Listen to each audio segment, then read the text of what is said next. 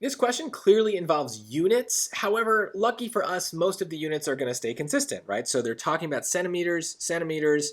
We're talking about seconds and the speed. Seconds is what they want from us. So we need to check that because sometimes they do mess with the units. But here the units are consistent. So we can solve this using a very simple formula that you should memorize, which is that speed is equal to distance over time.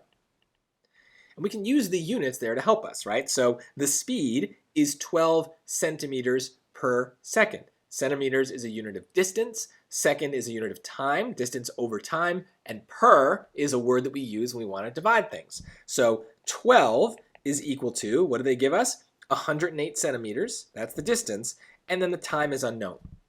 So look, the fraction could pose a little bit of a problem for some of you, but we can do this without doing any algebra. If that bothers you, we can guess and check, right? Because all of these answer choices are values of t, so let's just pick one and see what happens. I like to start with choice B.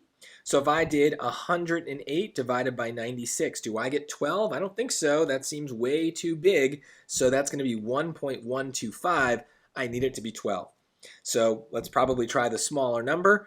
108 divided by 9, you can do that in the calculator, and sure enough, it's 12, proving our answer. Now, if we did want to do the algebra, I think it's good to know. What I would do here is get rid of my fraction by multiplication. So I have a t on the bottom. If I multiply by a t on the top, it's going to cancel it out, right? That's the same rule we use when we reduce fractions.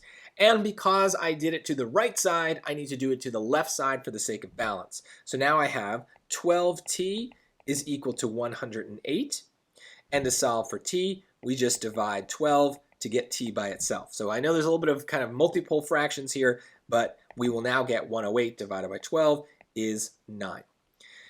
Memorize that formula, memorize how to deal with fractions, and double check that they haven't messed with the units because sometimes they do. But that formula, speed is distance over time, that is a useful formula for the SAT, and it's one that you probably will use in real life at some point.